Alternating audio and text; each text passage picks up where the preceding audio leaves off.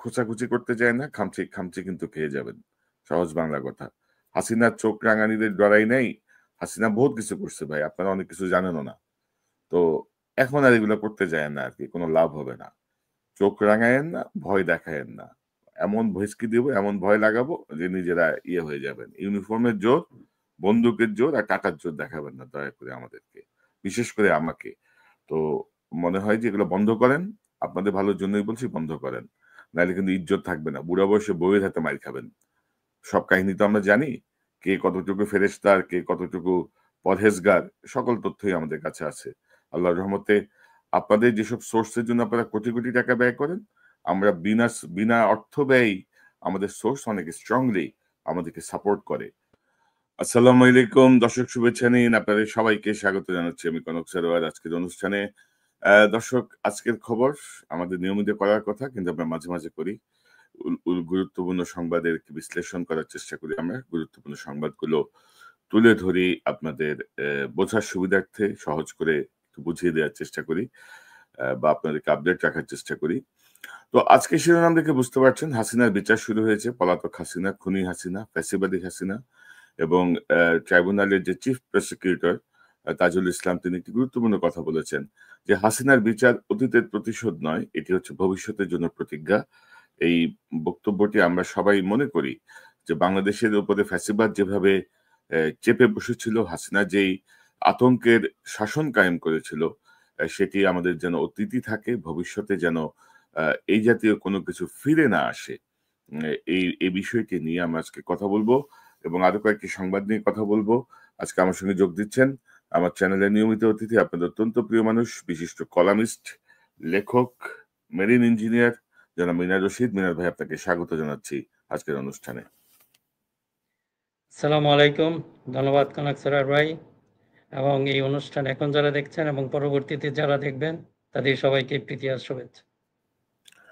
তো মিনা ভাই, অবশেষে হাসিনার বিচার শুরু হলো, কিন্তু আমরা যেটা দেখছি যে মানে এত স্লো ওয়েতে যাচ্ছে, এত স্লো। ধন্যবাদ কনক সারোয়ার ভাই। আসলে আপনি যে কথাটা বললেন যে এটা এত ধীর গতি, এটা নিয়ে তো হলো প্রথমে একটা যদিও সবারই একটা মনে একটা প্রশ্ন। তারপরে আমরা প্রথমে একটু ওনাদেরকে অ্যাপ্রিসিয়েট করি, একটু ধন্যবাদ জানাই যে বিচার কাজটা শুরু করেছেন। এটা হলো প্রথম, যেহেতু কাজটা শুরু হয়েছে, আশা করব এটা তাড়াতাড়ি এটা শেষ করবেন। এটা ওনার যে স্লোগান, যেটা এটা অতীতের প্রতিশোধ নয়, এটা ভবিষ্যতের জন্য প্রতিজ্ঞা। আমরা এটা যেন আসলে এটা শো করতে পারি প্রত্যেকটা কাজে, কিন্তু এগুলি যদি শুধুমাত্র প্রদর্শনী হয়, যেরকম আমি জানি না এটা কি মেরিট আছে যে এটাকে একেবারে ব্রডকাস্ট করা বা এটা কি আদৌ জরুরি কিনা, এটা যারা একটু আইনবিদ বা যারা আছেন তারা বলতে পারবেন। কিন্তু এটা যেন শুধু প্রদর্শনীমূলক না হয়, এটা যেন সত্যিকারের একটা বিচার হয় এবং এই বিচারটা যেন একটা দৃষ্টান্তমূলক, সেটা এটা হোক, যে কথা যে স্লোগানে যেটা আছে এটার আমরা প্রতিফলন দেখতে চাই। আর সমাজে যে জিনিসটা হলো, এই বিচারটা নিয়ে আরেকটা জিনিস খেয়াল রাখতে হবে, আমরা যেন একটা অস্থিরতা সৃষ্টি না করি। এটাও কিন্তু সমাজের জন্য একটা খুব ভালো লক্ষণ না। আপনারা জানেন হয়তো যে ডিনাজিফিকেশন যেটা বলে, যে হিটলারের যেটা ওই সময় যে বিচার হয়েছিল, ওটাও কিন্তু বিচারটা একেবারে সারা সমাজে অস্থিরতা তৈরি করে নাই। কয়েকজনের দৃষ্টান্তমূলক বিচার হয়েছে এবং দেখেন এটা কত সাকসেসফুলি। সেই হিটলারের যে আদর্শ সেটা আর এখন বলার মতো কেউ নেই। এটার সাথে সাথে করেছে কি, বিচারের সাথে সাথে এইগুলি স্কুল কলেজ এগুলি পাঠ্য করেছে, যে সাধারণ এগুলি ওই যে যে প্রতিশোধের কথা, এরা কিন্তু ওইটাই ভবিষ্যতের জন্য প্রতিজ্ঞা। এটা কিন্তু হিটলারের বা অন্যান্য মুসলিনী যে বিচার হয়েছে একটা একদম মানে কি দৃষ্টান্তমূলক একটা হয়েছে। কিন্তু আমরাও ওরকম চাই। এরকম করে যদি মনে করেন, দেখা যাচ্ছে খুব সাধারণ মানুষ, নিরীহ মানুষ, তাদেরকে হয়রানি করা, সমাজে অস্থিরতা তৈরি করা ইতিমধ্যে হয়ে গেছে। বিভিন্ন জায়গায় দেখি যে হয়তো তারা ধরেন সাধারণ একজন আওয়ামী লীগের কর্মী বা এই ধরনের ছিল, তার ফাদার ছিল, তার চাচা ছিল, এদেরকে নিয়ে এটা এক ধরনের আপনার এটা আবার বাণিজ্য শুরু হয়ে গেছে। এইগুলি অবশ্যই থামাইতে হবে। এগুলি যদি না থামিয়ে এইগুলি করেন, এটা একটা অস্থিরতা তৈরি হবে, আমরা সেটা চাই না। আর প্রকৃত বিচার হোক, যে একটা দৃষ্টান্তমূলক বিচার হোক, এটা আমরা সবাই চাই।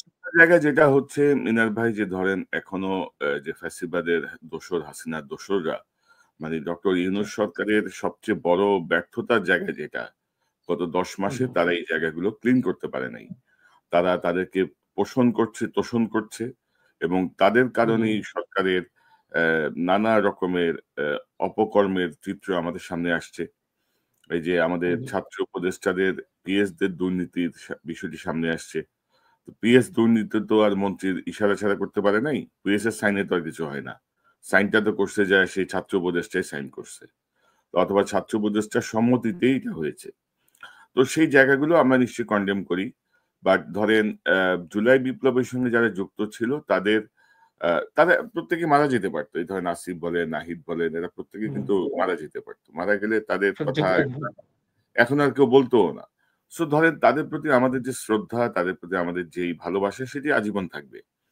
তারা ফ্যাসিবাদ মানে হাসিনার মতো একটা ভয়ঙ্কর শাসককে তারা রুখে দিতে একদম সম্মুখ সারিতে ছিল। কিন্তু তাই বলে তাদের কোনো অন্যায় আচরণ বা তাদের কোনো দুর্নীতি বা তাদের কোনো কি বলবো সুবিধা নেয়ার চেষ্টা জুলাই বিপ্লবকে কেন্দ্র করে, সেটি আমি তো কোনোভাবেই সমর্থন করব না, নিশ্চয়ই আপনিও করবেন না। তবে জি, আরেকটা বলেন। হ্যাঁ, কনক ভাই, জাস্ট আপনি যেটা স্মরণ করলেন যে এই যে বিচারের ব্যাপারগুলি, আপনি দেখেন সচিবালয়ে আগের যতজন সচিব ছিলেন, একটা সচিবকেও সরানো হয় নাই, খেয়াল করে দেখেন। আবার কিন্তু এই লোকগুলি, এই যে আমাদের একটা পারস্পরিক ব্লেম, আবার বলে চুপ্পুকে কেন সরানো হয় নাই। দেখেন একটা ইন্টারেস্টিং বিষয় এখানে। চুপ্পুকে সরানো হয় নাই কারণ যারা তাদের একটা সন্দেহ, ইতিমধ্যে কিন্তু এই যে জুলাই বিপ্লব বা এদের যে পক্ষের শক্তিগুলির মধ্যে পারস্পরিক সন্দেহ শুরু হয়ে গেছে। এখন চুপ্পুকে ভাবছে যে আপনাদের ইন্টেনশনটা কি। প্রথমেই দেখেন কিছু জিনিস এটা শো করে ফেলেছে, এই জন্য চাই না যে এই বিচারটাও একই অবস্থাতেই পড়ুক, এটা আমরা চাই না। এই জন্য এই আলোচনাগুলি জরুরি। যেমন চুপ্পুকে হয়তো বিএনপি, আমি যতটুকু জানি বিএনপির ভিতর থেকে বা যেখানে লোকজনের, তারা একটা সন্দেহ হলো যে এই চুপ্পুকে সরানোর জন্য তাদের অনেক কিছু করছে না, কিন্তু চুপ্পুকে সরাইতে চাচ্ছে। কারণ চুপ্পু তো সেরকম হয়তো ওই যে কিছুই করতে পারবে না। ইয়াজউদ্দিন যে প্রেসিডেন্ট ছিলেন একইভাবে, তো এটা বিএনপির অ্যাসেসমেন্ট। একইভাবে দেখেন উল্টাভাবে এই সরকারও কিন্তু একই কাজ করেছে, তারা কিন্তু এই সব জায়গা থেকে লোকগুলি সরায় নাই। এই জন্য আসলে সন্দেহটা সৃষ্টি হয়েছিল। এই যে এখন বর্তমানে এই যে পরিস্থিতি সৃষ্টি হয়েছে, এই পারস্পরিক সন্দেহ কিন্তু একদিনের সৃষ্টি না। এখন তো আমরা সকল দোষ মানে নন্দ ঘোষের মতো আমরা বিএনপির ঘাড়ে দিচ্ছি। আমি বিএনপিকে সাপোর্ট করার জন্য না, এটা কিন্তু আমাদের একটা, যদি আমরা এই ইগুলি দরকার, এই একাডেমিক গবেষণা এগুলি যদি আমরা না করি, আমরা একটা নলেজ বেসড সোসাইটি পাবো না। আমরা যদি ধরেন এই ধরনের যে আসল ইগুলি বের করতে পারতাম, যে যেটাই বলে, কেউ কিন্তু এই কাজগুলি করার সাহস পেত না। কিন্তু আমরা দেখা যাচ্ছে কেন জানি এক ধরনের সৃষ্টি করি যে যাকে টার্গেট করব তারই সমস্ত দোষ। এটা না করে আমরা যদি রিয়েলি বিষয়গুলি নিয়ে আলোচনা করি, তাহলে এই সুযোগগুলি আর কেউ পাবে না। আমরা আশা করব বর্তমান সরকার যে কাজটি শুরু করেছেন, এই হাসিনার বিচার, এটা যেন রিয়েল বিচারই হয়। এটা যেন কোনো প্রদর্শনীমূলক কিছু না হয়, বা অন্য কোনো ধান্দা বা অন্য কোনো মতলবে এটা যেন না হয়। না, তবে মিনার ভাই ধরেন বিএনপি এ পর্যন্ত বহু ভুল সিদ্ধান্ত নিয়েছে, বহু সিদ্ধান্ত নিয়েছে যেগুলো বুমেরাং হয়ে বিএনপির দিকেই যাবে। এবং চুপ্পুকে সরানোর ব্যাপারে বিএনপির একটি অনড় অবস্থান ছিল, সাংবিধানিক সংকটের কথা তারা বলছিল। শুধু বিএনপি না, এর পেছনে জেনারেল ওয়াকারও ছিল। জেনারেল ওয়াকারই বোধহয় বিএনপিকে কনভিন্স করছে, কারণ ওয়াকার অ্যাকচুয়ালি তার রক্ষাকর্তাকে হারাইতে চায় নাই আর কি। চুপ্পুই তো তার ফায়ারিং বস, সেটা করতে চায়নি। আমার এই কথাটা বলার উদ্দেশ্য, টানার উদ্দেশ্য হলো, মানে কিভাবে যেন পারস্পরিক সন্দেহটা কিভাবে বেড়েছে, রাইট। কেউ কিন্তু করে না, তারাও কিন্তু একই কাজ করেছে। তারাও কিন্তু যদি মনে করেন এই সচিবালয়ের যে লেসপেন্সার গুলি ছিল, এটার অপসারণ করে নাই। এটা যেহেতু অপসারণ না করে ওইদিকে ওদের কেন মনোযোগ, এই সৃষ্টি হয়েছে কিভাবে সন্দেহ করে।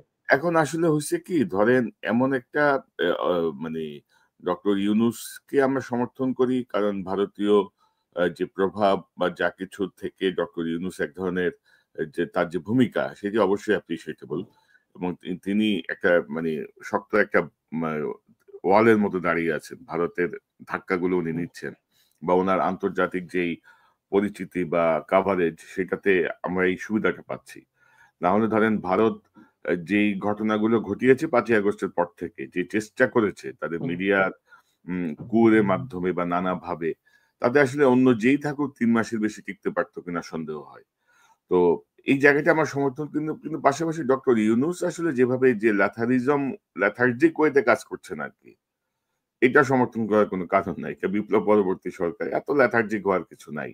আপনার একটা সিদ্ধান্ত নিতে আপনার এত জনের মতামতের কিছু নেই। আওয়ামী লীগ নিষিদ্ধ করবেন, আপনার এত মতামতের এত পেঁচাবেচির কিছু নাই। চুপ্পুকে সরাবেন, এত অভিনয়নের কিছু নাই। এটা হবে খুব দ্রুততার সাথে, এবং এটা হতো যদি সাথে সাথে জুলাই প্রোক্লেমেশনটা হতো, তাহলে হয়তো অনেক সুবিধা আমরা পেতে পারতাম। কিন্তু ধরেন রাজনৈতিক দলগুলো যথাযথ ভূমিকা রাখে নাই। বিএনপি তার মতো করছে, জামাত তার মতো করছে। মানে আমরা এখন এখন বুঝি আরকি যে ৩ মাস আগের কাহিনী না, আর এটা জি। না, ওই জন্যেই কনক ভাই, আমার কাছে যে জিনিসটা হলো, আমি এখানে কাউকে ক্রেডিট দেওয়া, কাউকে ব্লেম দেওয়া না। আমরা পুরো জিনিসটা নিয়ে যেন একটা অ্যাসেসমেন্ট বা করতে পারি। এখন দেখেন এখানে যে ভুলগুলি হয়েছে, এই যে ডক্টর ইউনূসের কথা বলেন, উনার সাথে এই বাকি শক্তিগুলি এড হতে পারত। কেন জানি প্রথম থেকেই কেমন যেন একটা রাজনৈতিক, যদিও অরাজনৈতিক ব্যক্তিত্ব, ওনারা এক ধরনের রাজনীতির খেলা খেলেছেন। এটা আমাকে বলতেই হবে। এটা যদি না করতেন, ওনারা কিন্তু কাছে আসে নাই। প্রথমে রাজনৈতিক দলগুলির প্রতি এক ধরনের, কি বলবো, মানুষের ঘৃণা বা এইগুলি পরিকল্পিতভাবে, আমি সত্যি আমার কাছে যদি বলে, এটা এক ধরনের, হয়তো ইউনূস করে নাই, তার সরকারের মধ্য থেকে বা যেভাবেই হোক এটা করা হয়েছে। হয়তো বিএনপির ভিতর থেকে করা হয়েছে, জামাতের ভিতর থেকেও করা হয়েছে। এই জন্য আমরা এটা আসলে আনফরচুনেট, আজকে দেখেন এই শক্তিগুলি বিচ্ছিন্ন হয়ে পড়েছে, এবং এটার বিপদ হয়তো আমরা পরবর্তী সময়, আমি একটু কথা বলবো যে আপনি যখন জি, সেনাবাহিনী বা এটা নিয়ে আপনি একটি জি, করেন, আমরা এটা যাবো। একটু এখন কথা চলে এখন আসবে। ধরেন জি। আরেকটা বিষয় কি দেখেন, যে মিডিয়ার ভিতরে যারা ছিল ফ্যাসিবাদের দোসর, মানে ইনফ্যাক্ট মিডিয়াই তো টিকায় রাখে অনেক কিছু। এবং আমি তো বলব যে এই হাসিনার ফ্যাসিবাদকে টিকিয়ে রাখার পিছনে মিডিয়ার অবদান ছিল। আপনি যদি মিডিয়ার ভূমিকাটা দেখেন, মিডিয়া কিন্তু ক্লিন করা হয়নি। মিডিয়া নিয়ে আমরা যখন কথা বলতে গেছি, তখন আবার বিএনপির শীর্ষ মানে ২য় বা ৩য় প্রধান নেতা মির্জা ফখরুল আবার গণমাধ্যমের উপর আঘাত বলে হা হুতাশ করে কান্নাকাটি করেছেন। মানে মানে ওনারা ভুলে গেছেন যে কদিন আগে এই মিডিয়াগুলোর ভূমিকা কি ছিল। এবং আপনি যদি ওইটাই দেখেন, এই মিডিয়াগুলো এখন কিন্তু আবার সকল বিষোদগার বিএনপির বিরুদ্ধে, সকল বিষোদগার হচ্ছে জুলাই বিপ্লবের ছাত্রদের বিরুদ্ধে। তারা কিন্তু এই যে আওয়ামী দুঃশাসনের এ যে ১৫ ওটা বছর, ভুলে গেছে। হ্যাঁ, জি। ওইটা নিয়ে তাদের কোনো নিউজও নাই, বিশ্লেষণও নাই, কোনো অনুষ্ঠানও নাই, কিছুই নাই কিন্তু। এরাই কিন্তু এই মিডিয়ায় আপনার এই যে শক্তিগুলি, এক হলো বিএনপি, জামাত এবং যে সমন্বয়, ছাত্র সমন্বয়করা, দেখেন কত সুন্দরভাবে কিন্তু এদের ভিতরে পারস্পরিক সন্দেহ, পারস্পরিক ফাইটিং এরা কিন্তু লাগিয়ে দিয়েছে, আমরা যদি দেখি। কিন্তু এটা হয়তো ওনারা টেরও পান নাই। আমরা হুম, এইগুলি নিয়ে কথা বলেছি, হয়তো কথা বলাতে তারা আমাদেরকে হয়তো শত্রু বা শত্রুপক্ষ ভেবেছে, আমি জানি না। যদিও তাদের পক্ষের মানুষ হয়ে আমরা কথা বলেছি, আমরা ফাইট করেছি। আপনি হয়তো জানেন, আমরা সে ২০০৫ থেকে এই যে মিডিয়াগুলি কথা বললেন, এদের বিরুদ্ধে আমরা কিন্তু সংগ্রাম করেছি। কিন্তু হঠাৎ করে যে ওনারা কেন এই ভূমিকাটা নিলেন, এটা আমার কাছে স্পষ্ট না। এখন এইগুলি যে বলতে, এখনো অনুরোধ করব আপনাদের, এই বিষয়গুলি এখনো আপনারা ভাবেন, এই যে শক্তিটা আছে, জুলাই বিপ্লব বা জুলাই অভ্যুত্থান যেটাই বলেন না কেন, এইটাকে যেন আমরা শক্তিটা শক্তিহীন না করে ফেলি। যখন এটা করবে, কিন্তু এটা বিপদটা কিন্তু সবার উপরে আসবে। আমরা বারবার এই কথাটাই বলছি যে বিপদ কিন্তু সবারই হবে। আসলে হয় কি মিনান ভাই, যে ধরেন উম হাসিনার এই পতন বা পলায়ন, এটা তো রং ডিসিশনের উপরে হইছে। প্রতিটা জায়গায় রং ডিসিশন, ঘাটতারামি করতে করতে হাসিনার এই পতনটা হইছে। তো পলিটিক্সে আপনি ঘাটতারামি করে গায়ের জোর দেখায় একটা পজিশন থাকতে পারবেন, টিকে থাকতে পারবেন। কিন্তু পরে ঠিকই পালাইতে হবে। তো হাসিনা কিন্তু আমাদের জন্য একটা বড় এক্সাম্পল কিন্তু, হ্যাঁ? তো এই যে এই ভবিষ্যতের প্রতিজ্ঞা আমরা কতটুকু রাখতে পারবো, এটা ডিপেন্ড করবে আমাদের বর্তমান রাজনৈতিক দলগুলোর কার্যক্রমের উপরে। তারাও হ্যাঁ, যদি তারা যদি মনে করেন যে না, আমরাই এখন সব, আমরাই এখন হ্যান, আমরাই এখন ত্যান, কিচ্ছু না। পাবলিক এগুলো থোড়াই কেয়ার করে। সবাই বলে জনগণ আমাদের সাথে আছে। জনগণ আসলে কার সাথে আছে এটা জনগণই জানে। তাই না? তো জনগণের দোহাই তুলে লাভ নাই। তো আমরা আরেকটা প্রসঙ্গে যাই। যে আপনার একটা লেখা আমরা কয়েকদিন আগে দেখলাম। অ্যা উম আপনি আচ্ছা, এ তো বোধহয় আর্মির সঙ্গে যোগ দিয়ে দিছে। বুঝছেন তো? ও আচ্ছা, আচ্ছা, আচ্ছা, না, এটা এটা বোধহয় এ তো বোধহয় বিএনপির বিরুদ্ধে, ও আছে এ তো বোধহয় ডক্টর ইউনূসের বিপক্ষে। অর্থাৎ মানে ধৈর্য বলে যে ব্যাপারটা আছে বা বোঝার যে ক্ষমতা, মানে অ্যাবিলিটি টু আন্ডারস্ট্যান্ডিং হুম এর হুম এই লেভেলটা খুবই খারাপ পর্যায়ে, খুবই পুয়ার। এবং সেটা নিয়ে আবার এখন হামতমও আছে। তো আপনি আসলে কি বলতে চাইলেন? মানে এই যে আমি যদি বলি যে আপনার এই জায়গাটায় আপনার বিষয়টা মূল কি ছিল? প্রতিরক্ষা হ্যাঁ, বাহিনীর বিষয়টা আসলে আপনি যে কথাটা ইঙ্গিত দিলেন, আপনাদের মাহমুদ ভাইয়ের সাথে যে আপনার আগের অনুষ্ঠানটা সেটাও আমি দেখলাম খুব মনোযোগ দিয়ে। ওখানে কিন্তু আপনারা খুব চমৎকার কথা বলেছেন। কারো পক্ষে নেন নাই। কিন্তু আমি দেখলাম মন্তব্য মাহমুদ ভাইকে নিয়ে জামাতের লোক। ১ম ই। দ্যাট মিনস এই আপনি যে কথাটা বললেন সেটাই ১ম এই ধারণা করে বসেছে। ভিতরে কি বলেছেন বা আপনারা বললেন সেটা আর শুনবে না। কাজেই আপনাদের প্রতি যারা এই অনুষ্ঠানটা শুনছেন, তা এইগুলি তো আশা করি না। মনে করেন আমি একজন ইন্টেলেকচুয়াল। হ্যাঁ, আমার একটা রাজনৈতিক বিশ্বাস আছে। কিন্তু আমি যখন বিশ্লেষণ করব, আমি তো আমার ওই বিশ্লেষণের প্রতি আমি অনেস্ট থাকবো। তাই না? আমি এমন কিছু বলব না যেটা কারো ইয়ের জন্য হবে। এটা দেশের জন্য ভালো হবে, নৈতিকতা বলেন সেই একটা জায়গা থেকে। আর আপনাদেরকে একটা জিনিস জানিয়ে রাখি যে এই সেনাবাহিনীর প্রতি এটা আমাদের আসলে চিন্তাধারা একটা কনসিস্টেন্স আছে। যদি আপনারা যারা আমার লেখার সাথে আগেই পরিচিত, সেই ২০০৫ থেকেই কিন্তু আমি যাই দিনে লেখালেখি শুরু করেছি এবং মোটামুটি রেগুলার ওই সময় যখন এটা দৈনিক হলো তখন তো কলাম লিখতাম প্রতি সপ্তাহে। তখন কিন্তু বারবার আপনার যেটা আছে আর্মিটাকে একটা আমি যেহেতু দেশটাকে ভালোবাসি, এই দেশকে ভালোবাসি বলে আমার আর্মির প্রতি এক ধরনের কি বলবো একটা পক্ষপাতিত্ব আছে। আমি চাই না তখনই বারবার কিন্তু ওই সময় আমি অনেক লিখেছি যে আর্মিটারে যেন আমরা জনগণের মুখোমুখি দাঁড় না করাই। আপনারা শুনেছেন এই কথাগুলি এসেছে, এইগুলি কিন্তু আমরাই প্রথম বিভিন্ন এই কলামের মাধ্যমে এগুলি শুরু করি। আমি জানি না হয়তো সেই ন্যারেটিভ গুলি আমরাই তৈরি করেছি যে এই আর্মিটারে আমরা যেন জনগণের মুখোমুখি দাঁড় না করাই। সেটা কিন্তু ২০০৫ থেকে আমরা তখনই এই সিমটম গুলি দেখা যাচ্ছিল যে আমরা জনগণের মুখোমুখি দাঁড় করাচ্ছে এবং সেইগুলি প্রমাণিত হয়েছে। তারপরে ধরেন দীর্ঘ সময় আর এই আর্মিটার ব্যাপারে আপনারা একটু মনোযোগ দেন। দেখেন এটা আর্মিটা সৃষ্টি হয়েছে কিভাবে। স্বাধীনতার যুদ্ধে দেখেন যতগুলি সেক্টর কমান্ডার আমাদের এগুলি স্মরণ রাখতে হবে। সবগুলি সেক্টর কমান্ডার সেই আর্মি থেকে। জনতার বিপ্লব, তারপরে ৯০ এর আন্দোলন বিভিন্ন সময়ে দেখেন। এমনকি ২০২৪ সালে আর্মি কিন্তু জনগণের বিরুদ্ধে দাঁড়ায় নাই। চেষ্টা করা হয়েছে। এই ক্রেডিটটা কিন্তু আমাদের দিতে হবে। এই বৈশিষ্ট্যটা আমাদের জন্য ন্যাশনাল সিকিউরিটির জন্য একটা বিরাট বিষয়। কাজেই আমি যে জিনিসটা বলতে চাচ্ছি যে এটাকে আমাদের একটা ইনস্টিটিউশন, হ্যাঁ আমাদের যখন আমরা ফেসিবাদের বিরুদ্ধে যুদ্ধ করেছি সংগ্রাম করেছি আমাদেরকে বলতে হয়েছে, এটা না বললে এটা আসতো না। কারণ এটা একটা ডিসিপ্লিন ফোর্স। এর সরকার যদি এর গাড়ে চেপে বসে আর কিছু করার নাই। ভিতরে দেখবেন সবাই একই কথা বলছে। কারণ এটা এই এটা এতে লিমিটেশন আছে। কাজে এখন আমি আপনি আমরা যেন এমন কোনো সমালোচনা না করি যেটার ক্ষতিগ্রস্ত। হ্যাঁ কিছু সমালোচনা আছে অবশ্যই, ওখানে আমি ভিতরে লিখেছি। এবং এটার বড় দায়িত্ব হলো আর্মির নিজের। তারা জানে তারা সেনসিটিভ, এমন কিছু কাজ করবে না যখন জনগণের মুখ খুলতে বাধ্য হয়। এবং এটার জন্য তাদেরকে একটু স্পেস দিতে হবে। তাই না? রাইট। আমরা যদি মনে করি কথা বলার সাথে সাথেই সমালোচনা করে বসি, তা না। প্রথমে চেষ্টা করতে হবে ইন্টারনাল সোর্সে। এবং আর্মিকে যদি আপনারা এই কথাটা শুনেন আমার, যে আমাদের যে আলোচনাটা, আমরা অনুরোধ করব আপনারা এমন কোনো মেকানিজম তৈরি করেন যেখানে সবাই তো আর আপনাদের বিরুদ্ধে না, যে সমালোচনা সেটা হতে পারে হয়তো ওপেন সমালোচনা দরকার নাই, ইন্টারনালি বলে আপনার you take the corrective action. তখন হয় কি যে আমরা এই আর্মিটাকে যেন আর বিতর্কিত না করি। অনেক হয়েছে, অনেক ড্যামেজ করা হয়েছে, কিন্তু এখনো টিকে আছে। এটি আমাদের হলো সবচেয়ে আশার কথা। আর আমার ওখানে কিন্তু হ্যাঁ জি বলেন হ্যাঁ, কিন্তু আপনি। মিনার ভাই ধরেন শস্যের ভেতরে ভূত এখনো বিদ্যমান।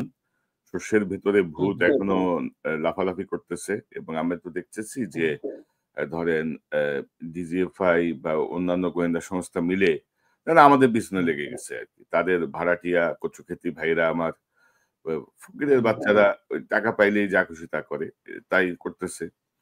বাট ধরেন এগুলো করে তো এগুলো হাসিনা বহু করছে, এগুলো হাসিনা বহু পুরান প্র্যাকটিস, ওই প্র্যাকটিস থেকে বেরোতে পারে নাই। এবং এখনো তো আমরা সারফেস লেভেলে বলতেছি, যদি বেশি গুতাগুতি করে আমরাও গুতাগুতি শুরু করব। মানে কারো চোখ রাঙানিতে না, ভয় ভয় পাওয়ার কোনো কারণ নাই ভাই। শুনেন, দেশ রক্ষা হুম, বাহিনী আমরা সর্বোচ্চ রেসপেক্ট করি, আমরা সর্বোচ্চ সম্মানের জায়গায় রাখতে চাই এবং তাদের ভেতরে যে ফ্যাসিবাদের হাতে গত 15 বছরে তাদের যা হয়েছে, সেই জায়গা হুম, থেকে আমরা তাদেরকে বের হয়ে আসতে সহায়তা করতে চাই। কিন্তু ওই যে ডক্টর ইউনূসের সেই ফেলিয়ার, তিনি ওই যে বিষাক্ত শব্দকে তিনি পোষণ করছেন। তারা আবারও কিন্তু ইয়ে দিচ্ছে। আমি আপনাকে একটা না, নিউজ দেখাই। আজকের একটা নিউজ দেখাই। হুম, এটা হচ্ছে যে ধরেন এটা হচ্ছে গিয়ে আ রংপুরে ভাঙচুরের অপরাধে ২ সমন্বয়ককে জিজ্ঞাসাবাদের জন্য ক্যাম্পে নিয়ে আসে সেনাবাহিনী। কিন্তু তাদেরকে ছাড়িয়ে আনতে ক্যাম্পে যান এনসিপি নেতা সার্জিস আলম। আমি কনফার্ম না সার্জিস সম্ভবত আমি শুনেছি গেছে। তো সেখানে সম্ভবত সার্জিস বা সাংবাদিকদের সঙ্গে কথা প্রসঙ্গে যে সেনাবাহিনীর ভূমিকা বা তারা আতঙ্ক ছড়াচ্ছে এরকম কোনো বিষয় নিয়ে আসে। তখন এই সেনাবাহিনীর এই অফিসার বা অন্য কোনো অফিসার এইভাবে শাউট করে ব্লাডি চিপ। তো ব্লাডি চিপ কে রে বেটা? তোর এত বড় সাহস কেমনে হইলো? ১৫ বছরে ব্লাডি চিপ বলতে পারছস কাউরে? ১৫ বছরে এই শাউটিং না, কোথায় ছিল? ১৫ বছরে ছাত্রলীগ ছিল আব্বা, যুবলীগ ছিল মা। তাই না? আমরা দেখছি না সব? এখন পরিবর্তন হইছে এখন আর এই এখন আবার তোমার টার্ন নিতেছ। ব্লাডি চিপ, শাউট করো। এই ম্যাজিস্ট্রেসি পাওনি কি করছো রে ভাই? ব্যাখ্যা দাও। এই ব্যাখ্যা চাইলে আমি আমি আচ্ছা, আমার অপরাধ ব্যাখ্যা চাওয়া? বলেন আপনার কথা শুনে। আচ্ছা, কনক ভাই না তাদেরকে মাঠেও চাই। এখন মাঠে ইন্ডিভিজুয়ালি এখানে ধরেন অনেক মানুষ আছে একেক ধরনের মেজাজ একেক রকম। খেয়াল করেন কিসের কারণে দেওয়া হয় না? এখন যদি আমরা বলি এদেরকে যদি আপনি এরকম সারা দেশে এভাবে রাখেন, হয়তো ধরেন ৩০০ জন তাদের মেজাজ কন্ট্রোল রাখবে। আবার হয়তো ১০ জন ২০ জন রাখবে না সেটাই যদি আবার এইভাবে আসে সেটা তো আসলে আমাদের টোটাল সেনাবাহিনীর বিরুদ্ধে যাচ্ছে। না, এখন রাইট, এই জন্যে রাইট। হুম, হ্যাঁ, এখন মনে করেন যে আমি এই কারণেই বলি যে আমাদের কোনো কিছু কারণ আপনি কোনো কিছু বললেই তো আবার বলে। এখন সেনাবাহিনীকে যেন তাড়াতাড়ি ব্যারাকে ফিরে যাওয়ার ব্যবস্থা করা যায়। এখন ওইটা বললে আপনার ওই যে নির্বাচনের কথা বলতে হয় সেগুলো হয়তো কেউ আবার পছন্দ করবে না। আপনারা নির্বাচন তাড়াতাড়ি চান। একটার সাথে কিন্তু আরেকটা রিলেটেড। আমার কথা হলো যে আমরা যেন সবাই মাথা গরম না করে যেভাবে হোক এখন ওই যে আপনি ফিল্ড লেভেলে যে অফিসারের কথা বলছেন ওনার তো কিছু করার নাই। এটা নির্ভর করবে টপ লেভেলে। এখানে মনে করেন যে যারা সামরিক নেতৃত্বে যারা আছেন কিংবা অন্যান্য পলিটিক্যাল লিডারশিপে যারা আছেন, সরকারে যারা আছেন, তাদের ভিতরে এইগুলি আলোচনার টেবিলে থাকবে। Not in the public forum বা না, পাবলিকের মধ্যে থাকা ঠিক না। বিষয়টা কি জি, দেখেন, আপনি এই প্রসঙ্গটা কেন আনলাম? আপনি জানেন যে অ্যা বৈষম্য বিরোধী আন্দোলন বা ইয়াং যে গ্রুপটা, এই গ্রুপটার মধ্যে অনেকেই বাড়াবাড়ি করতেছে। যারা হ্যাঁ। প্রকৃত বাড়াবাড়ি করছে তাদের ব্যাপারে আপনি কোন না, ব্যবস্থা না, নিচ্ছেন না। আমি আমি আবার আমি একটু ধরেন কথা বলি ভাই জি, যে জি, হুম, হ্যাঁ, এই যে জাস্ট পরে ভুলে যাব। এই যে মনে করেন যে কারণ আমিও তো মনে করেন অনেকটা ওই গেরিশন মেজাজে আমাদেরও ট্রেনিং হয়েছে। আমরা কিন্তু মার্চেন্ট নেভি বলে আমাদেরকে। আমরা কিছুটা জানি। ওই যে ব্লাডি হেল বাইরে যেরকম খারাপ শোনা যায় ইট ওয়াজ কমন। আমাদের সিনিয়র যখন আদর করে বলত ইউ ব্লাডি হেল। এটা আমরা মনে করতাম সিনিয়র আমাকে আদর করছে। ওই যে জমিদার যেখানে চুদির ভাই যেরকম বলে গালি দেয় না? ইট ওয়াজ এক্সাক্টলি সেইম। এখন মনে করেন আর্মিতে বা এইসব জায়গায় ব্লাডি হেল শব্দটা খুব। কিন্তু সিভিলিয়ান যদি করেন আপনি এটার অনুবাদ করেন ব্লাডি হেল অনুবাদটাকে আপনার মাথা গরম হয়ে যাবে। কাজেই এই কারণেই যে এবং দেখেন আরেকটা জিনিস হয়েছে আমরা আসলে এক পক্ষ দেখি। হয়তো যে ভিডিওটা করা হয়েছে এর আগে কিভাবে উত্তেজিত করেছে আপনার ওটা হয়তো আমরা দেখি নাই। এখানে এসেছে শুধু একটা দিক। আমি আর্মিকে এইটা সাপোর্ট না। আমি টোটাল পরিস্থিতিটা আমরা যেন ব্যাখ্যা করি। না আমরা যারা অবশ্যই উপর না থেকে দেখব। ধরেন মিনা ভাই আমি আপনার সাথে একমত। আমি যেটা হুম, বলতে চাচ্ছিলাম আপনি দেখবেন যে এই জুলাই বিপ্লবের পরেই বোধহয় শাহবাগে কোনো একটা কর্মসূচিতে একটি আন্দোলনকারী একটা মেয়ের সাথে এক অফিসারের ব্যাপক তর্কাতর্কি হয়। অফিসার কিন্তু খুব ঠান্ডা মাথায় তাকে ট্যাকেল করে, ওটাই বলছি। ইয়ে করে হ্যাঁ, এবং হ্যাঁ। পরে কিন্তু খুব তাকে প্রশংসা হয়েছে। ওয়াকারুজ্জামান নিয়ে তাকে কিন্তু একটা পুরস্কারও দিয়েছে তার ধৈর্যের জন্য। হুম, হুম, হুম। তো ঠিক। ধরেন মাঠে যারা এখনো আছে, এদের পলিটিক্যাল অভিজ্ঞতা কি? এদের জীবনের অভিজ্ঞতা কি? কিছুই তো নাই হুম, আসলে। হুম। তো এরা ধরেন হঠাৎ অনেকে আলগা একটু ক্ষমতায়িত হয়ে নিজেদেরকে অনেক কিছু ভাবতেছে। তো you have to tackle this in this way. মানে আপনি এবং আপনার এই ওইটাই আমি যেটা বলতে চাচ্ছি, আপনি যে চিল্লাইতেছেন বা আপনি যে গালাগালি করতেছেন হুম, ইংরেজিতে, মানে হুম, এটা কিন্তু আপনার উপর যাচ্ছে না। এটা ওভারঅল সেনাবাহিনীর উপর যাচ্ছে।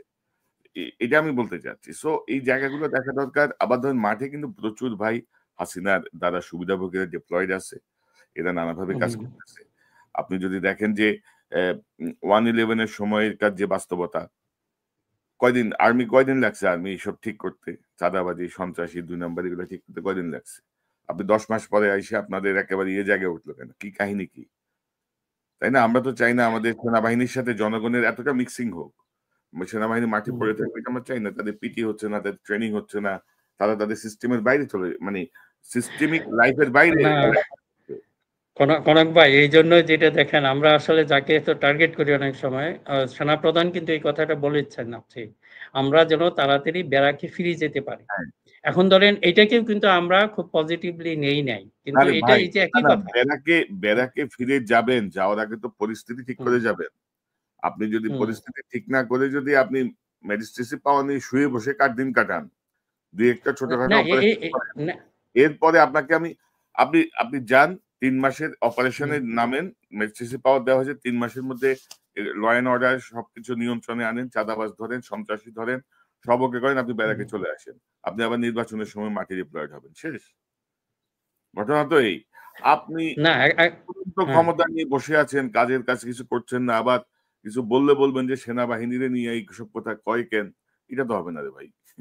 না এই জন্য কনক ভাই আমাদের যে কথাটা হলো আমরা যেন কোনো পার্টলি আপনি তো জানেন যেগুলো আসলে যে আপনার জন্য কোনো মোটিভেটেড কোনো নিউজ বা এটা ভিউজ আপনি প্রচার করতে চান একটা অংশ শুধু প্রচার করেন এবং সেনাবাহিনী যেহেতু স্পর্শকাতর দেখেন আমি কিন্তু যখনই ওইটা গালিটা দিছে আমি কি জানতে চাবো যে তাকে কিভাবে প্রভোগ করা হয়েছে এটাও কিন্তু আমাদের খেয়াল করতে হবে হয়তো ওখানে যায় দেখেন এই যে স্টুডেন্টদের কথা বললেন আমি দুই একজন আমার ফ্রেন্ডের কথা জানি উনি একটা বলেন উনি একটা অনুষ্ঠানে গেলেন ওখানে একজন সমন্বয়কদের মধ্যে একজন আসছেন অল্প বয়সী ছেলে তার আচার আচরণ ভাব ভঙ্গি এমন ছিল সবাই বিরক্ত হয়ে গেছে ওখানে সেক্রেটারি ছিল অন্যরা ছিল কিন্তু তাদের ধারণা হি ইজ দা মানে ওখানে চিফ গেস্ট হয় কি হয়তো ক্ষমতার জন্য এটা হয়েছে এটাও কিন্তু আমাদের খেয়াল রাখতে হবে আপনি যে দেখেন ওখানে হয়তো জেলা বা উপজেলা লেভেলে হয়তো কোনো ছাত্র নেতা বা যারা আছে এরা যদি যারা এখানে ইউনিফর্ম আছে তাদের প্রতি হয়তো সেরকম হয়তো করতে পারবেন এই জন্য আমি মনে প্রাণে চাই না যত তাড়াতাড়ি সম্ভব এটা ওখান থেকে চলে আসো এগুলো হলে হবেই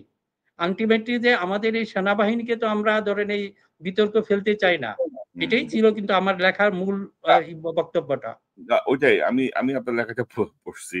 তো এখন ধরেন হুম, যে আমরা যেমন চাই না যে সেনাবাহিনীর ইউনিফর্ম পরা কেউ অপমানিত হোক। জি তেমনি আমরা এটাও চাই না যে কোনো ছাত্র তার ক্ষমতার অপব্যবহার করুক। অর্থাৎ প্রত্যেককে হুম, প্রত্যেকের সম্মানের জায়গাটা নিশ্চিত করতে হবে। তো সেনাবাহিনীকে আপনি যে চোখ রাঙানোর কিছু নাই, সেনাবাহিনীও পাল্টা চোখ রাঙানোর কিছু নাই। অর্থাৎ এই জায়গাটা একটা স্টপ ইয়ে মিউচুয়াল হবে। রেসপেক্ট সেটা থাকতে হবে জি হ্যাঁ তো সেটি না হয়ে ধরেন ওয়ান সাইডেড নিউজ আসবে, ওয়ান সাইডেড বক্তব্য আসবে। আর আল্টিমেটলি ধরেন অ্যা এম অ্যা যাদের হাতে যারা ইউনিফর্ম পরে এবং যাদের কাছে বন্দুক পাওয়ার আছে, তাদের দিকেই হুম, মানুষের একটা ক্ষোভ সবসময় থাকে। মানে তারা নরমাল কথা বললেও মানুষের মনে হয় সে বন্দুকের জোরে কথা বলতেছে। হ্যাঁ তো গায়ের আমার জোর দেখাচ্ছে হ্যাঁ গায়ে জোর দেখাচ্ছে। তো এই জায়গাটা আমার মনে হয় যে মানে আসলে পরিস্থিতি তো পরিবর্তিত এবং অনেক জটিল। তো এই জায়গাটা আরো হুম, ট্যাক্টফুলি এগুলো হ্যান্ডেল করা উচিত আমি মনে করি। আর হুম। আপনি মিনার ভাই বিএনপির সঙ্গে আপনার সুসম্পর্ক, জামাতের সঙ্গে সুসম্পর্ক, ছাত্রদের সঙ্গেও সুসম্পর্ক, ছাত্রদের দলের সাথেও। এই তো জন্য বেকায় দেয় আর কি দেশ আসলে কোন দিকে যাচ্ছে? দেশ আসলে আসলে কোন আমাকে দিকে যাচ্ছে? যেটা ঘটছেটা কি? যেটা যেটা হ্যাঁ, সন্দেহ হলো যে হয়তো যখন দেশে গেলাম তখন দেখলাম যে আসলে বিএনপিও আসে নাই জামাতও আসে নাই এই ছাত্র সমন্বয়করা এদের সাথে আপনারাও তো ছিলেন যেহেতু আমরা সবাই ছিলাম এয়ারপোর্টে আমার মেরিনার যারা আছে তারা এসেছে এরকম এসেছে এখন যদি মনে করেন কোনো একটা কথা দিয়ে যদি বিএনপির পক্ষে চলে যায় তখন থেকে জামাত খুব রিয়েক্ট করে আবার জামাতের পক্ষে গেলে বিএনপি মনে করে তুমি জামাতি ছাত্র সমন্বয়করা খুব একটা ভালো চোখে দেখে না এখন আসলে আমাদের পরিস্থিতিটা কিন্তু খুব কি বলবো একটা ত্রিশঙ্কর অবস্থায় আমরা পড়ে গেছি তারপরে কিন্তু আমাদের সত্য কথাগুলি বলে যেতে হবে সত্য যার পক্ষেই যাক এগুলি বলতে হবে এবং আমি এখনো ইচ্ছা মানে আমার ইচ্ছা যে এই শক্তিগুলি এক হোক এটা যদি না হয় ধরেন ডিফারেন্স থাকবে যে আপনার সাথে আমাদের আমার একটা ডিফারেন্স এটা তো আমরা তারপরে তো আমাদের সম্পর্ক নষ্ট হবে না এই পিনাকিদা বলেন আমাকে ব্লেম করে যে আমি নাকি পিনাকিদার কি জানি ভক্ত তারপর ইলিয়াসের এগুলি বলে যেহেতু আপনাদের সাথে একসাথে চলতাম কিন্তু এখন তো সব জিনিস তো আমি তো তাদের যে মানবো সেটা জরুরি না they also don't expect it কিন্তু তাদের বিরুদ্ধে হলো আমরা আরেকটা জিনিস হলো আমার কাছে যেটা মনে হয় যে মনে করেন পিনাকি ইলিয়াস তাদের একটু আলোচনা করি পজিটিভ আলোচনা যে তারা মনে করেন বিপ্লবী দলটাকে শেষ করেছে আমাদের যদি এগুলি সমালোচনাগুলিকে আসলে ওরা ধর্তব্যের মধ্যে নিতেন এবং এগুলি নিয়ে কিছুটা কারেক্টিভ অ্যাকশন নিতেন আজকে এই পরিস্থিতি হতো না কাজেই এখনো যারা আছেন তাদেরকেও বলছি আপনাদের ভালো লাগবে না অনেক কিছু হয়তো এই যে দেখেন গতকাল আমি একটা পোস্ট দিয়েছি ছাত্র দলের বিরুদ্ধে, ছাত্র দলের বিরুদ্ধে আমাকে দিতে হয়েছে। তারা মনে করবে তো আমি যে জামাতের পক্ষ নেই, এটা জামাতের পক্ষ নেই না। এই যে মনে করেন আপনারা যারা প্যারেন্টিং, আমি যদি একটা ভালো প্যারেন্ট হই, আমার ছেলে যদি কোনো কিছু খারাপ করে আমি কি করব? তাকে শাস্তি দিব। আর ব্যাড প্যারেন্টিং হলে সেটাকে ছেলেকে আরো প্রশ্রয় দেওয়া, এবং দেখবেন যারা ব্যাড প্যারেন্টিং করে এদের ফলাফল ভালো হয় না। সেই বাবা মা কিন্তু এটা সাফার করে, কান্নাকাটি করতে হয়, আজীবন কাঁদতে হয়। একইভাবে এই ব্যাড প্যারেন্টিং করেছে ছাত্রলীগের উপর, আমরা সেটার পরিণাম দেখেছি। আজকে ছাত্র দলকে বলবো, ছাত্র বিশেষ করে বিএনপির যারা আছেন, আপনারা either you like it or not, আপনারা এদেরকে কন্ট্রোল করেন, তাহলে কন্ট্রোলে বাড়িয়ারা ফ্রাঙ্কেনস্টাইন হয়ে পড়বে। আপনাদের নিজের হাতের ফ্রাঙ্কেনস্টাইন কিন্তু আপনাদেরকে শেষ করবে। এই জন্যই বলেছি, আমি বিএনপিকে ভালোবাসি বলে এই কথাটা বলেছি। কিন্তু সমস্যা হলো দেখবেন যে এটাকে ঠিকভাবে নিবে না। বিএনপি মনে করবে আমি জামাতকে বলছি না, জামাতকে আমার বলার না, জামাত করলে আমি জামাতকে বেশি পরামর্শ দিতাম। এখন যেহেতু বিএনপির প্রতি আমার একটা নৈকট্য বা এক ধরনের কি বলে ওন ফিল করি, এবং সেই জন্য এই কথাটা বলেছি। এবং দেখেন আমাদের সমস্যা হলো কি, আমাদের যারা পলিটিক্যাল যারা লিডারশিপ আছেন, তারাও আপনার ওই সমস্ত পরামর্শগুলি পছন্দ করেন যেটা তার মনের কথা ওখানে প্রতিধ্বনিত হয়। ওনারা কিন্তু আসলে কোনো অ্যাডভাইস পান না। ওনারা দেখবেন যে প্রত্যেকটা অ্যাডভাইজার আগে চিন্তা করে তার যে পর্যায়ে তার লিডার হোক, লিডার কোনটা পছন্দ করবে সে ওই অ্যাডভাইসটাই দিবে, কিন্তু লিডারের অপছন্দের এই অ্যাডভাইসগুলি দিতে পারে না। এবং এই কারণেই আজকে আমাদের এই পরিস্থিতি সৃষ্টি হয়েছে। কাজে আমি নেতৃত্ব যারা আছেন বিএনপি জামাত সহ সবাইকে, কারণ আমরা তো একই বাঙালি, আমাদের কেমিস্ট্রি একই ধরনের, কাজে আপনারা এমন কিছু পরামর্শ শুনেন যেটা আপনারা পছন্দ করেন না, এবং ওখানেই কিন্তু আপনাদের আসলে কিউ রয়েছে যে যে কথাগুলি। এবং মিনার ভাই ধরেন বিএনপির দু একটা চ্যানেলের সাথে আমার যে কথা হয়েছে, আমি স্পষ্টভাবে বলেছি যে ভাই, সমালোচনা শুনতে হবে, আপনারা যে সবকিছু কারেক্ট করছেন তা তো না, আপনারা বহু রং ডিসিশন নিচ্ছেন। তো এই কথার সমালোচনা করা বা এটাকে সামনে নিয়ে আসা মানে আপনার বিরোধিতা করা না, আপনাকে কারেকশনের একটা রাস্তা তৈরি করে দেয়া।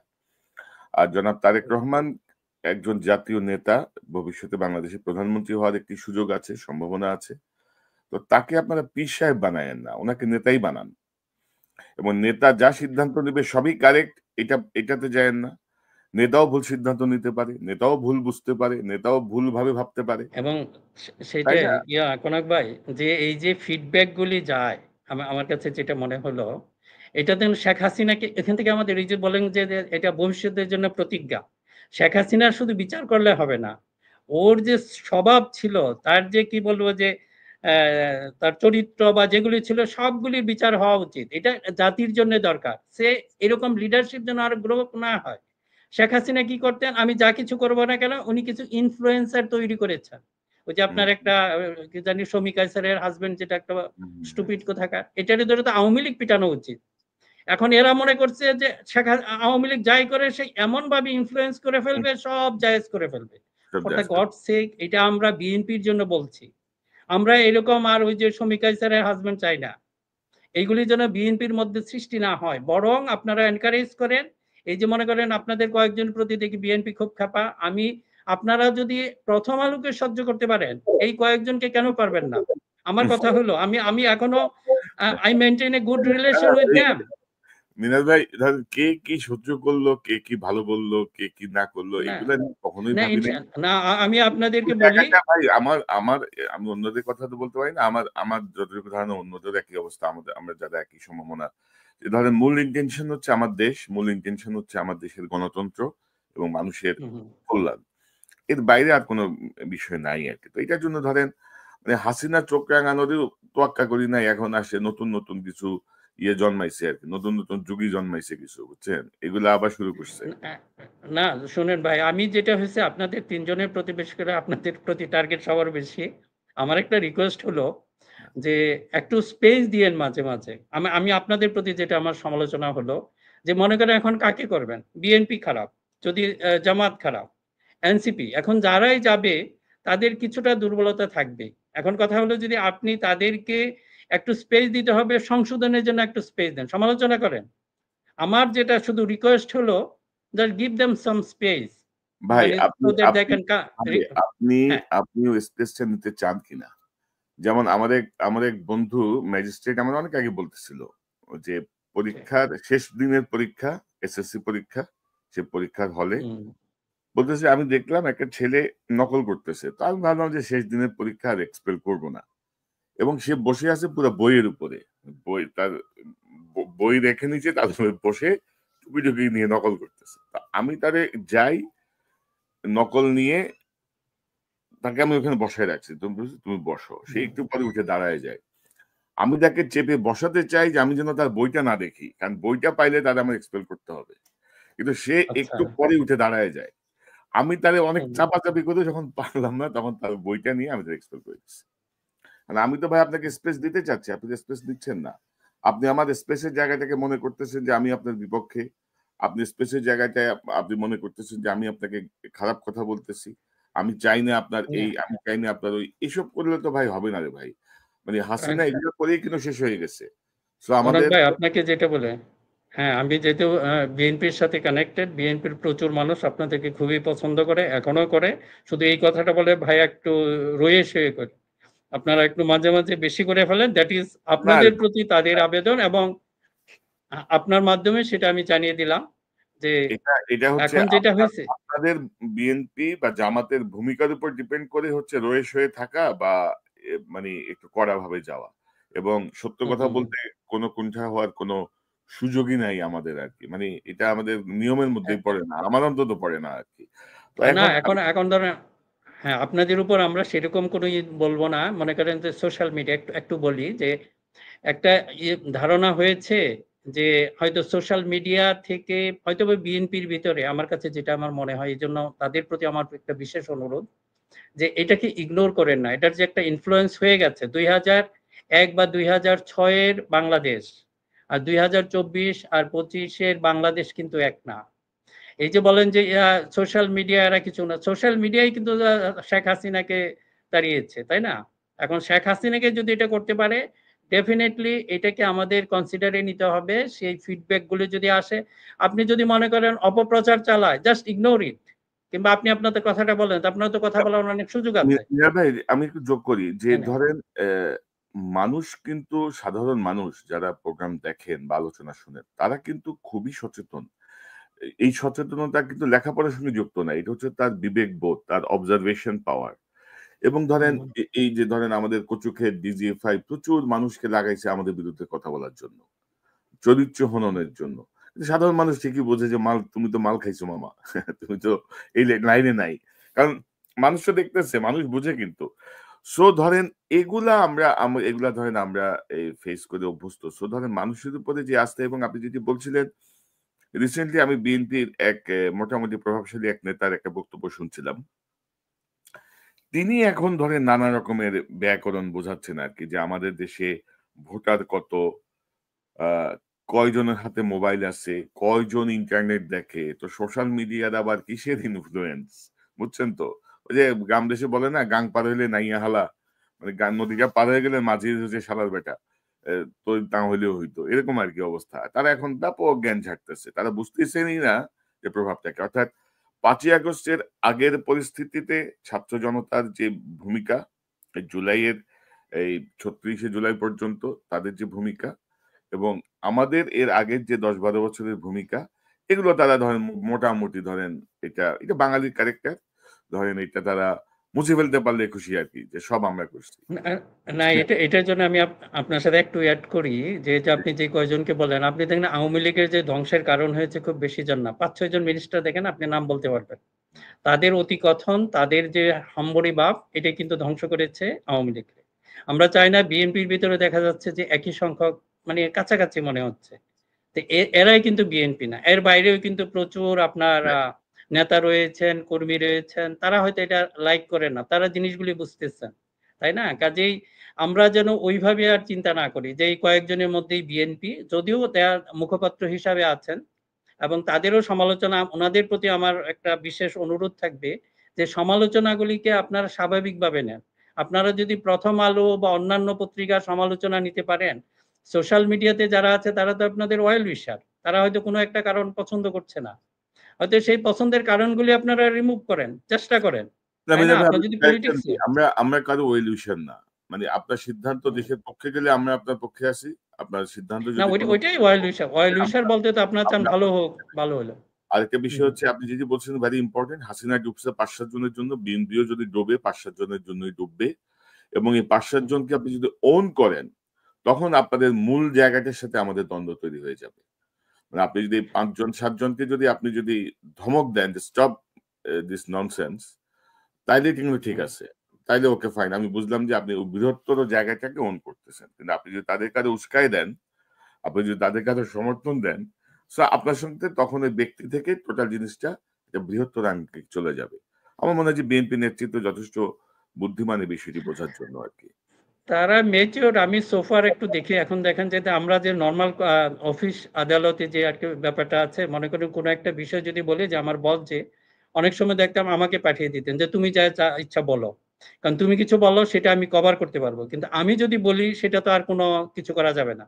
হয়তো তো আমি বললাম না, ও ভুল বলে ফেলছে। এরকম মনে হয় যে পলিটিক্সের ব্যাপারটা আছে, সর্বোচ্চ নেতা সব জায়গায় যে কথা বলবেন, আমার মনে হয় এটাকে একটু অ্যাভয়েড করা ভালো। দেখেন আমরা এটা, আমাদের এক্সাম্পল হলো ম্যাডাম খালেদা জিয়া। ওনার সবচেয়ে বড় গুণ হলো যে দেখেন, উনি সর্বোচ্চ, আমি গালি শুনেছি যে বেয়াদব, এটা নিয়ে কিন্তু ইয়ারা ট্রল করেছে। এবং এই লিডারের ভিতর থেকে আপনারা যারা নেতা আছেন, আপনারা যেভাবে কথাবার্তা বলেন, একটু ভেবেচিন্তে বলেন। আপনারা তো আওয়ামী লীগের মতো না, অনেক কিছু যেটা আছে এগুলি না বললেও চলে। আর এই যে চোখা চোখা মানে খুব কঠিন কথা বলা, এগুলো আমরা শেখ হাসিনাকে দেখেছি, এবং তাকে ফলো করেছে তার লিডার। আপনারা কাকে ফলো করেন? তাই না? যে যে কারণে সেটা হয়েছে, অন্তত পক্ষে এই সমস্ত মুখের কথা দিয়ে মানুষকে শত্রু বানান না। দেখা যাচ্ছে এক একজন লিডার আপনারা কথা বলেন, লাখ লাখ কর্মী কমে যাচ্ছে। এটা আপনাদের ফিডব্যাকটা নেওয়া উচিত। আর মনের ভিতর যদি শুধু শান্তি, একটা প্রশান্তি লাভ করেন, না সব মানুষ আর হাতে মোবাইল নাই, এটা না, ঠিক না। আপনাদের এটা এটা ফিডব্যাকটা ভয়ঙ্কর হতে পারে আপনাদের জন্য। না ওইটাই এখন ধরেন কি বলবো ভাই, এগুলা তো বলতে গেলেও মানে ভাল লাগে না আরকি। যাই হোক, মিনা না, ভাই না, ধন্যবাদ। অনেক ভালো হ্যাঁ, কনক ভাই, আমি তাহলে একটু শেষ করি। ওই যে আমার যে লেখাটার মধ্যে শুধু ওখানে হয়তো হেডলাইনে আছে শুধু আর প্রতিরক্ষা বাহিনী, ওখানে কিন্তু পলিটিক্যাল ফোর্সের, রাজনৈতিক দলের প্রতিও যদি সেই আস্থা এবং বিশ্বাস মানুষের নষ্ট হয়ে যায়, সেটাও একটা জাতির জন্য বিপদ হতে পারে। এবং এই কথাগুলি যে বললাম এই কারণেই, যে আমরা যেন একটু সংশোধন হয়ে যায়। আপনি যদি যখন রাজনীতি করবেন, আপনাকে হিউম্যান সাইকোলজি সম্পর্কে ভালো ধারণা থাকতে হবে। আপনি যদি এটা না করেন, you are a failure, you are not a politician. সাধারণ মানুষ এবং আপনার মধ্যে ডিফারেন্সটা এইখানেই। আর আপনারা যে যত উপরে উঠবেন, তার তো এই জ্ঞানটা আরো বেশি থাকা উচিত। রাইট। না আর ওইটাই, ওইটাই মানে আবারও আমি বলি যে আমার দেশের স্বার্থ বিরোধী বা আমার দেশের বিপক্ষে যায় বা আমার দেশের সাধারণ মানুষের বিপক্ষে যায় এমন সিদ্ধান্ত যেই নিক, সেটা ওয়াকারুজ্জামান সাহেব নিক আর ডক্টর ইউনূস নিক, কোনোটাই সমর্থন করা হবে না, বা বিএনপি নিক বা জামাত নিক, কোনোটাই আমরা সমর্থন করব না। কারণ আলটিমেটলি আপনার কাউকে ক্ষমতায় বসানো তো আমাদের লক্ষ্য না, এবং আমরা এক ফ্যাসিস্টকে সরাই আরেক ফ্যাসিস্টকে আমরা কখনোই অ্যালাউ করব না। কারোর মধ্যে যদি ফ্যাসিজমের কোনো প্রবণতা থাকে বা ইয়ে থাকে, অর্থাৎ ধরেন ভাই এই যে 10-15 বছর কাজ কাজ করতেছি আমরা এখানে, টানা কাজ করতেছি, আপনি তো ব্যক্তিগতভাবে জানেন যে আমরা মানে নিজের খেয়ে বনের মোষ তাড়াচ্ছি। আপনি মানে কে আমাদের পাশে কে দাঁড়াইছে? কেউ কখনো জিজ্ঞেস করছে যে ভাই তুমি যে কাজ করো তোমার ক্যামেরাটা কি তুমি ভাড়া নিছো না কিনছো? তুমি যে ইন্টারনেটের হাই স্পিড ইন্টারনেট ইউজ করো, ইন্টারনেটের বিলটা কে দেয়? কেউ জিজ্ঞেস করছে কখনো আমাদেরকে? করে নাই। এবং আলহামদুলিল্লাহ এটা একটা ভালো দিক যে ধরেন আমরা যদি আমরা উই আর নট অবলাইজড, আমরা কারো প্রতি মানে আমাদের কোনো আমরা অবলাইজড না, আমাদের কোনো কিছু নাই। আমরা নিজেরা করছি ভাই। যদি বিশ্বাস করেন, যদি এখন এখন চিন্তা করি আরকি। যদি কোনো সাপোর্ট আসতো আমাদের কাছে, এখন মাথার উপর চড়ে নাচতো। বলতো যে, "ভাই তোদেরকে এতদিন এই করছি, তোরা এখন এটা কেন বলবি?" আল্লাহ যা করে ভালোর জন্য করে ভাই। খুবই শান্তিতে আছি। বাট আবারও বলি যে দেশের বিপক্ষে, বাংলাদেশের বিপক্ষে, বাংলাদেশের জনগণের বিপক্ষে কোনো অবস্থান সেটা যেই হোক আমরা এটা মানব না। আমরা বলে যাবো, আর শোনা না শোনা আপনাদের বিষয়। না শুনলে ওই বুঝলে বুঝপাতা, না বুঝলে তেজপাতা। হাসিনার হাসিনার হাসিনার এক্সাম্পলটা অনেকে নিচ্ছে না। হাসিনা যখন পালাইছে পুরো নিয়ন্ত্রণ তার ছিল কিন্তু। সেনাবাহিনী প্রধান তার, নৌবাহিনী প্রধান তার, বিমান বাহিনী প্রধান তার, সচিবালয় তার, সকল ডিসি তার, সকল এসপি তার। তারপরেও তাকে লেজ তুলে পালাতে হয়েছে। জনগণ যখন রুখে দাঁড়ায় কোনো চোখ রাঙানি আর কোনো কিছুতে মানুষ তোয়াক্কা করে না। তো সেনাবাহিনীর সহনশীলতা প্রয়োজন। আহ, জুলাই অভ্যুত্থানের প্রতি তাদের রেসপেক্ট যেমন প্রয়োজন, তেমনি প্রতিটা রাজনৈতিক দলের সেই রেসপেক্ট প্রয়োজন। মানে নদী পার হওয়ার পরে যদি আপনারা মনে করেন যে নাজি মাঝি হচ্ছে একটা চোর, মাঝি না হইলেও হয়তো আমরা এমনিতে লাভ দিয়ে পার হয়ে যেতে পারতাম, তাহলে এটা ভুল। এটা মানে কোনো জি। বিবেচক কোনো সিদ্ধান্ত নয়। যারা মিনা রশিদ, আপনাকে অসংখ্য ধন্যবাদ। অনেকদিন পরে আমরা কথা বললাম। আসলে আপনাদেরও। সময় হচ্ছিল না, আপনারও হচ্ছিল না, আমারও হচ্ছিল না, এই হচ্ছে বিষয়। জি, জি, জি। পরবর্তীতে আমরা আবারও কথা বলবো নিকট সময়ে। দর্শক, এতক্ষণ যারা এই অনুষ্ঠান শুনলেন, নিশ্চয়ই আপনার এই আলোচনার মর্মার্থ উপলব্ধি করতে সক্ষম হবেন। নানা দিক থেকে নানা প্রোপাগান্ডা প্রচারণা চলছে, চালানো হচ্ছে। কচুক্ষেত থেকে ব্যাপক বরাদ্দ দেওয়া হয়েছে। তো আমরা কচুক্ষেতকেও বলতে চাই, এসব করে বিরক্ত করবেন না। খামচে খোঁচাখুচি করতে চায় না, খামচে খামচে কিন্তু খেয়ে যাবেন। সহজ বাংলা কথা। হাসিনার চোখ রাঙানিদের ডরাই নাই। হাসিনা বহুত কিছু করছে ভাই, আপনারা অনেক কিছু জানেনও না। তো এখন আর এগুলো করতে যায় না আর কি, কোনো লাভ হবে না। চোখ রাঙায়েন না, ভয় দেখায়েন না। এমন ভয়েসকি দিব, এমন ভয় লাগাবো যে নিজেরা ইয়ে হয়ে যাবেন। ইউনিফর্মের জোর, বন্দুকের জোর আর টাকার জোর দেখাবেন না দয়া করে আমাদেরকে, বিশেষ করে আমাকে। তো মনে হয় যে এগুলো বন্ধ করেন। আপনাদের ভালোর জন্যই বলছি, বন্ধ করেন। নাহলে কিন্তু ইজ্জত থাকবে না, বুড়া বয়সে বউয়ের হাতে মাইর খাবেন। সব কাহিনী তো আমরা জানি, কে কতটুকু ফেরেশতার, কে কতটুকু পরহেজগার, সকল তথ্যই আমাদের কাছে আছে। আল্লাহর রহমতে আপনাদের যেসব সোর্সের জন্য আপনারা কোটি কোটি টাকা ব্যয় করেন, আমরা বিনা বিনা অর্থ ব্যয় আমাদের সোর্স অনেক স্ট্রংলি আমাদেরকে সাপোর্ট করে। কারণ আমাদের সোর্স তো বিশ্বাস করে আমরা দেশপ্রেমিক, আমরা দেশকে ভালোবাসি, আমরা দেশের মঙ্গল চাই, দেশের মানুষের কল্যাণ চাই। দয়া করে বিরক্ত করবেন না। আমরা মানে মূল মনোযোগ থেকে আমরা সরতে চাই না আর কি। আর অনেকেই দেখি বলে যে আসেন আমরা কথা বলি, এটা সেটা। অর্থাৎ এটা আরেকটা কৌশল যে আমার বিরুদ্ধে একটা অপপ্রচার আপনি করবেন, আপনার বিরুদ্ধে আমি একটা অপপ্রচার করব, বা আপনার বিরুদ্ধে আমি জবাব দিব, তখন মানুষের মনোযোগ আবার অন্যদিকে চলে যাবে। মূল জায়গা থেকে ডিস্ট্রাক্ট করার নানা রকমের কৌশল। তো এগুলো আমরা বুঝি। দয়া করে সঠিক পথে থাকুন, আমাদেরকে আমাদের কাজ করতে দিন, দেশের পক্ষে থাকুন, সোজা বাংলা কথা, দেশের পক্ষে থাকুন।